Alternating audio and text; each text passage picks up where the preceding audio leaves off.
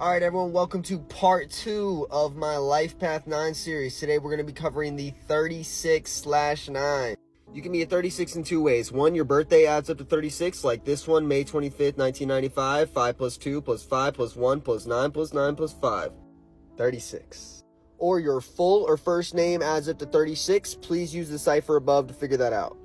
Now, please stay tuned for the entire video. I'm going to be cramming a lot of information about this number. To start, we're going to read the number 36 like a sentence. We have 3, creativity, 6, balance, and then 9, everything. So creativity facilitates balance in everything.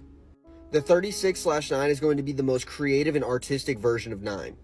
They're musicians, artists, painters, comedians.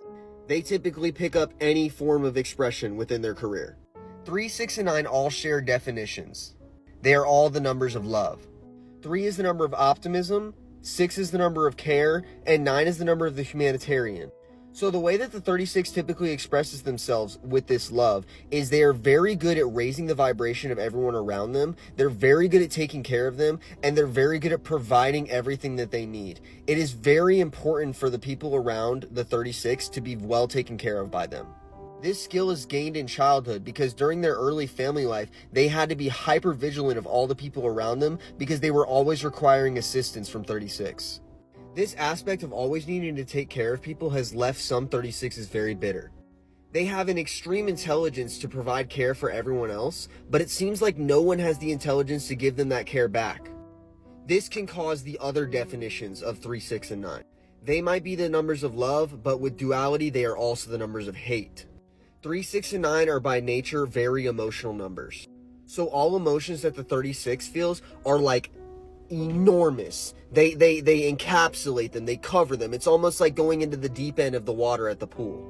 So when they feel a negative emotion like hate, they really feel it. 3, 6, and 9 all happen to be some of the most battleistic numbers that there are. This is wonderful in certain scenarios as the 36 is a warrior. This is detrimental, though, when the warrior needs to become a gardener and they're unable to switch roles. Because the 36 is the warrior, they are also an intense protector. 3 is the number of the child, 6 is the number of family. Anyone in the 36's life who falls into those two categories, whether they're related by blood or not, will always be protected by the 36. 3 is an air number, 6 is a fire number, and so is 9. So when aggression is needed, the 3 will fuel the 6 and the 9 with the air and make the fire ginormous. This is unfortunate for anyone who steps in the way of a 36. Because of this, the 36 is not very good at remaining calm in stressful situations. It's not uncommon for the 36 to blow up on their kids, friends, family out of seemingly nowhere. 36 will often find what triggers this the most is when people are constantly asking them for things.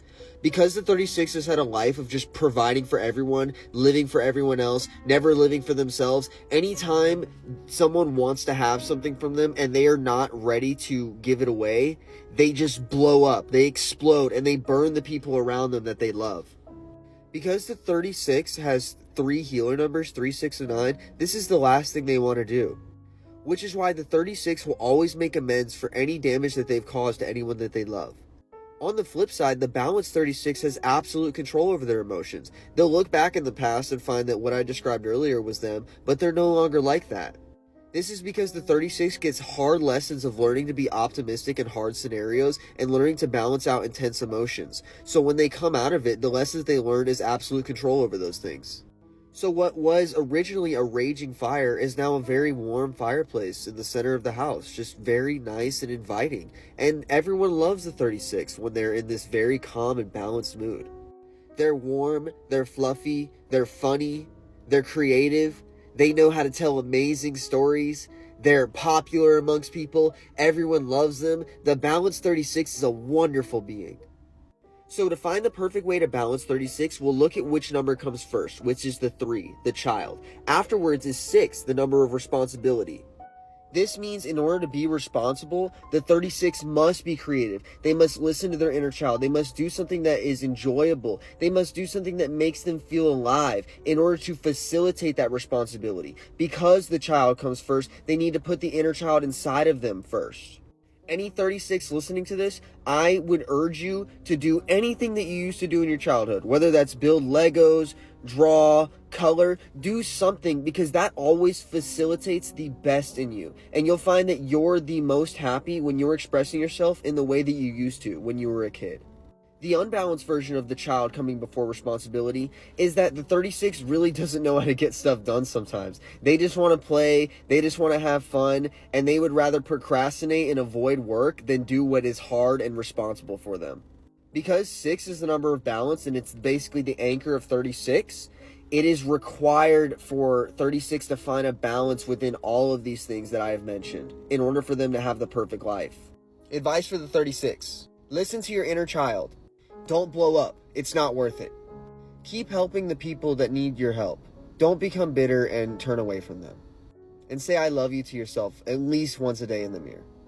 This is part 2 of the series on 9. I'm going to be doing the other forms of 9. The 9, the 18, the 27, the 45, the 54, the 63, the 72, the 81, the 90, and the 99. So if you have one of those, comment them and I'll get around to it. And if you're interested in getting a reading from me, hit me up in my DMs. They are not free. I offer on-the-phone readings and written readings, which are 20 times what you've heard just now.